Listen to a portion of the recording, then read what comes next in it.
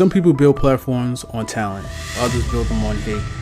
Myron Gaines, real name Aaron Feuds, built his off of being a professional hypocrite. He calls himself a dating coach, an alpha male, and a truth teller. People can hook up with whoever they want, right? There's no regulation to it whatsoever. But what ends up happening when you have a deregulated sexual marketplace is the women control the mating practice, essentially. And peel back the layers, and what do you really find? A Sudanese immigrant who insults the very black Americans who created the culture that gave him fame. How do you feel about black women? And it's whatever. I mean, I don't normally date them. But my thing is, it's not necessarily it's the skin color that's the problem. It's the behaviors that turn me off a lot of the times. It doesn't have to do, because I've been with black girls before. A man obsessed with tearing down women. Every societal problem we have, it comes from feminism. Men should have sex with 50 women. If you get a guy that makes this kind of money, you're gonna probably have to share him. Most men are only gonna be as faithful as their options. But what they don't realize is, hey, I don't have sex on the first date. Do you think lying about it and would fuck like an attractive guy at the club? Looking for a relationship. So that's like, so these would be, as a description, I agree with this. As a description, these would be the girls that would say, okay, I'm 30, I'm looking for marriage, right? That's it. Yeah. And I've fucked a lot of these girls where they tell me I'm looking for marriage and I'll say, okay, look, I'm not, but we can just have fun sex for one night. And a YouTuber who can't stop beefing with anyone who calls out his lies. This is the story of how Myron Gaines went from Homeland Security agent to self-proclaimed alpha to the internet's favorite clown. Who is Myron Gaines? Before he was screaming at women on microphones, he was Aaron Feuds, born to Sudanese parents who fled one of the most unstable countries in Africa. He grew up in Connecticut. Eventually, he worked as a Homeland Security special agent, but government work wasn't flashy enough, so Aaron became Myron.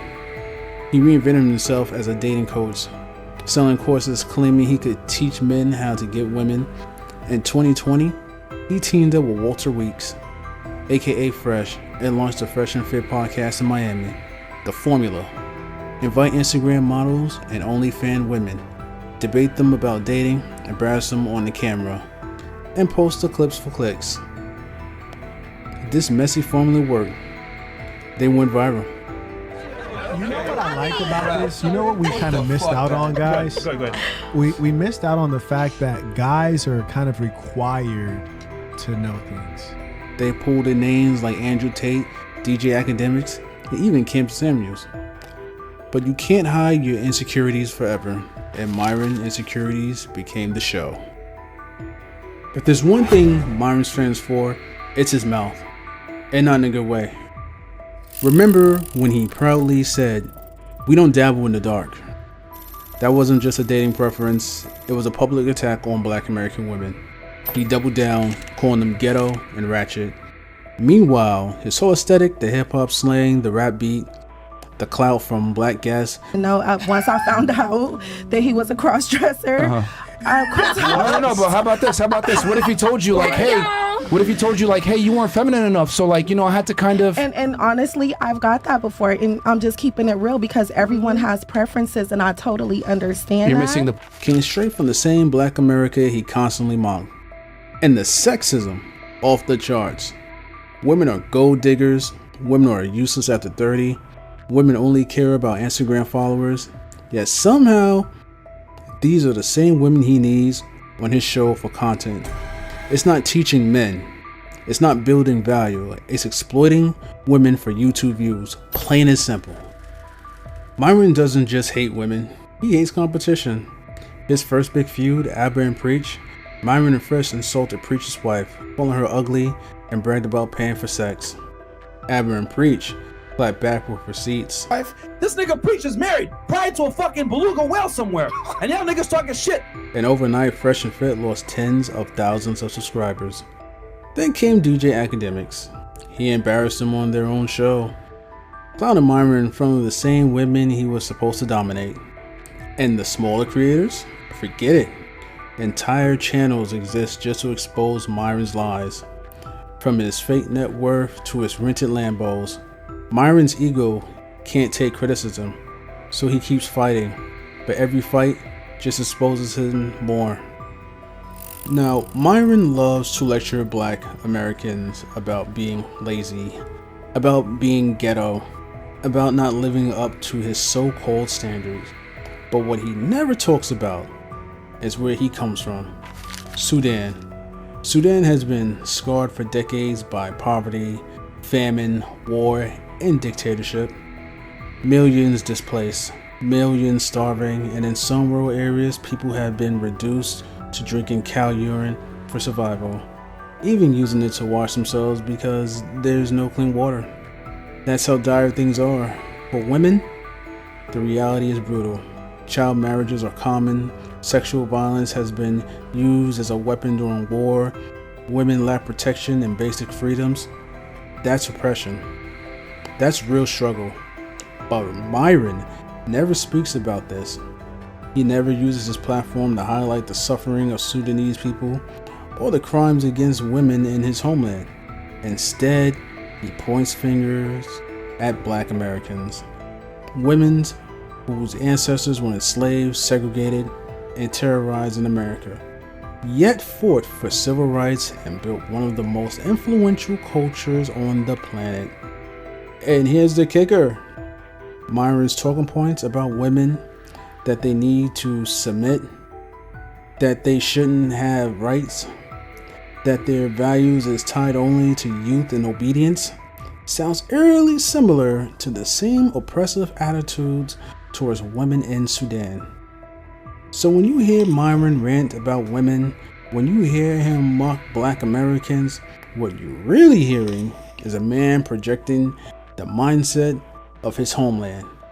A homeland struggling with war, famine, gender inequality, and systematic violence onto people who build a culture he can never match. And this is just about Myron. He's part of a larger pattern. Too many immigrants from African nations, including Sudan, come to America with the same stereotypes white supremacy created about Black Americans. They call us lazy. They say all we do is steal, kill, or do drugs. They repeat these lies to feel superior. But here's the irony. They didn't fix their own countries. They fled. Sudan, Nigeria, Somalia, nations rich in land and resources, but torn apart by corruption, war, and neglect. Instead of uniting to fight for their homeland, millions left. And where did they come? America. But America wasn't handed to them on a silver platter. The freedoms they enjoy, the wealth and the infrastructure, the opportunities, all of it exists because foundational Black Americans built it. We fought in every war, we survived slavery, we endured Jim Crow. We built economies, only for them to be destroyed and still rebuilt again. Black Americans weren't lazy. We fought and won civil rights. We resisted oppression for centuries. We built a culture so strong the entire world imitates it. So when Myron and others come here calling us lazy, they're not exposing us. They're exposing themselves. Because the truth is, foundational Black Americans did in America what too many immigrants didn't do in their own homeland. Fight, build, and never stop. One reason Fresh and Fit blew up was Kevin Samuels. Kevin already had respect. He was sharp, polished, and carried himself with authority. When he appeared on their podcast, he gave them instant legitimacy. But here's the thing. Kevin critiqued culture with class. Myron turned it into a circus. When Kevin passed away, Fresh and Fit lost their shield. Without him, all that remained was Myron's raw bigotry, and the audiences started tuning out.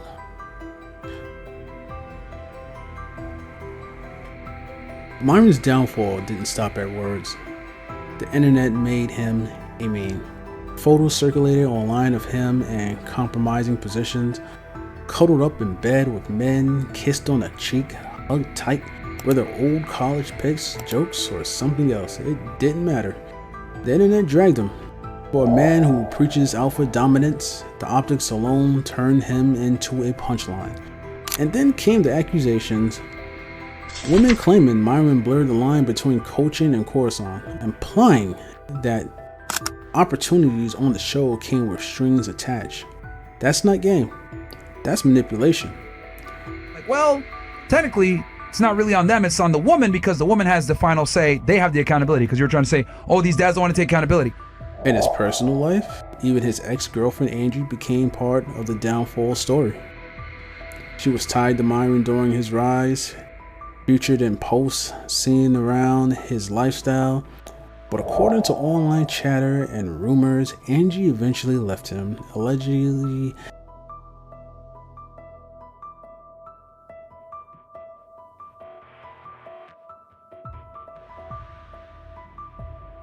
for someone else of her own race.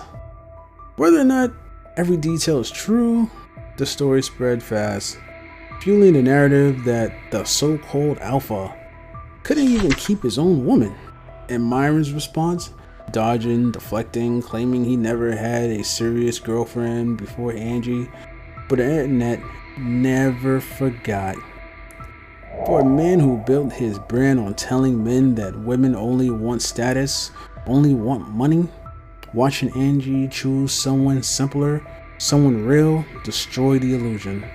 It showed that maybe, just maybe, Myron's alpha treatment wasn't what women really wanted.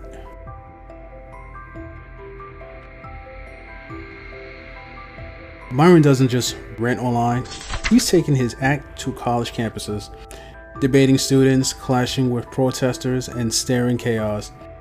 He thrives on confrontation, pushing his talking points in hostile environments where tempers flare. But these debates aren't about enlightenment, they're about spectacle, about reinforcing stereotypes in front of a crowd. Do I deserve more or less? Well, probably less. Even now, when my voice is lower than yours? Even only get in line when you have other women in line. Now I know that... What was that? He said you're not welcome on campus, prick. Oh, look at this guy. Nice jorts. Hello, sir? Make sure to hit the gym as well. Sir? Hey, Hey, just being honest, man. sir? You're... Yeah, look at this guy. Look at this guy. Sir, hey, if you're here to the have girls a are you, man. I'm trying to have one with you. Then came the tragedy of Charlie Kirk on September 10th, 2025. Kirk was fatally shot on September 10, 2025 at Utah Valley University from a rooftop over 100 yards away. Kirk was on stage at a Utah Valley University hosting a Turning Point USA Prove Me Wrong event when he was fatally shot during a debate.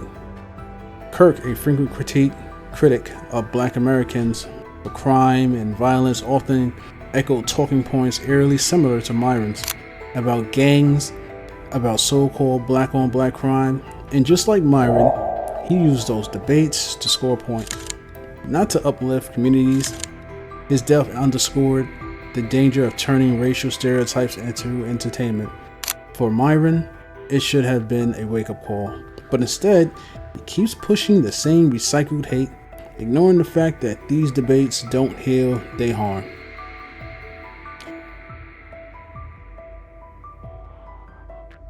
And guys, we the channel has been kicked off the YouTube Partner Program. I shouldn't be admitting this, but saving children, right? That was great, but saving you guys is better. Myron's controversies didn't just hurt his reputation, they hit his pockets. On August 18, 2023, YouTube finally pulled the plug. Fresh and Fit was officially demonetized for repeated violations on YouTube policies, including advertiser-friendly and community guidelines. No more ad revenue, no more super chats, no more partner program perks. The whole business model collapsed overnight. The moment was so devastating that Myron actually got emotional on air, even walking away from the mic while announcing it. That wasn't strength, that was panic.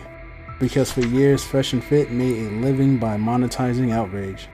But when the rules caught up, the checks stopped. They tried to pivot to Rumble, a platform more relaxed about hate and extremism. But the truth is, the money isn't the same there. The sponsors aren't the same there. The reach isn't the same. What looked like an easy plan B turned into a downgrade. Preach is crying right now, swinging from a monkey branch, eating a banana, playing some Donkey Kong on an N64 because he's a stupid. He's a window licking stupid nigga. What?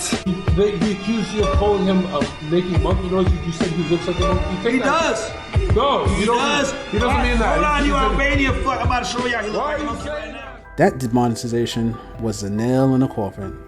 It proved that Myron's empire wasn't built on value. It wasn't built on respect. It was built on shock, exploitation, and hate. And when you built on that, you don't just lose your audience. Eventually, even the platforms that carried you cut you off. Again! You idiots!